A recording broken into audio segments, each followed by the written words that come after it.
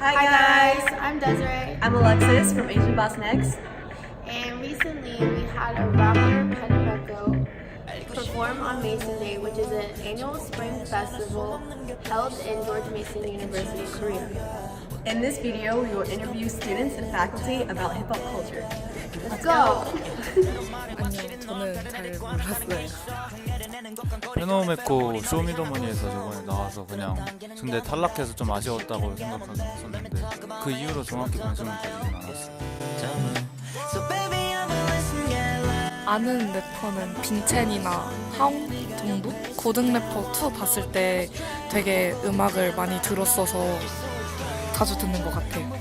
결국에는 좋아하는 사람들은 다 좋아하고 여러 이제 인터넷도 잘 되어 있으니까 관심 있는 사람들은 충분히 다 같이 즐길 수 있는 것 같아서 국한되어 있다고는 생각한다고. 좋아하는 스윙스랑 키드밀리, 지코나 아니면 좀 파이먼디 같은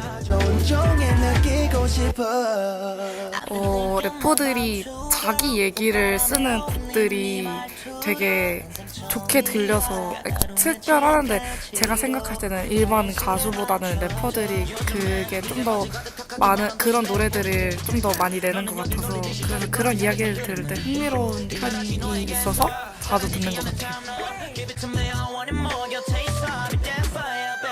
지금으로서는 한국 래퍼가 전 세계에서 그렇게 영향이 크지는 않은 것 같다라고 생각은 하는데 요즘엔 아이돌 K-팝이라던가 그런 그룹들에도 래퍼가 많이 있으니까 해도 좀 더 발전해 나가면 충분히 영향을 많은 것에 끼칠 수 있지 않을까 생각합니다.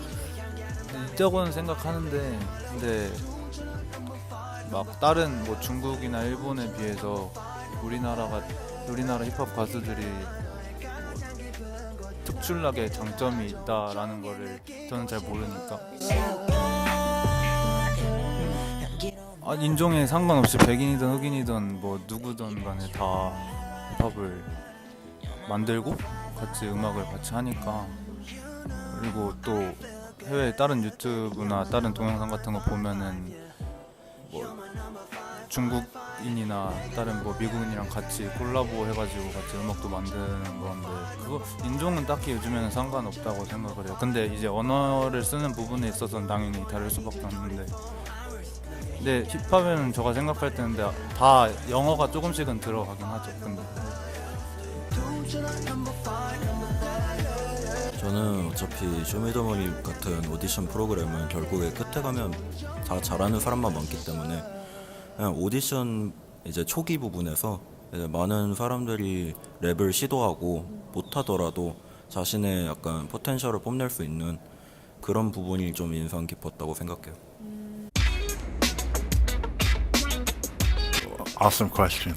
Well, I'm old school, so I start off with, I guess I have to say NWA, Dr. Dre, Beastie Boys, Eazy-E, Eminem, Tribe Called Quest, Wu-Tang Clan. Well, I mean, first you have to go back to the origins of the genre. Rap is not ethnic; it's social demographics. It's about people that are from low socioeconomic backgrounds initially, and did not have the means to express themselves or see themselves reflected in the mainstream media. Hip hop and rap developed because of the fact that in lower socioeconomic communities, young kids did not have access to instruments, and therefore vocal lessons, all of that stuff. At the same time rebelling from the traditional methods of musical training in the church. So they went into hip-hop was an easy method for them to express themselves. When you throw that into the mix and you look at the socio-political climate in the U.S., that's where you have the prevalence of hip-hop as a genre because of the communities across the country where some of those social demographics are mirrored.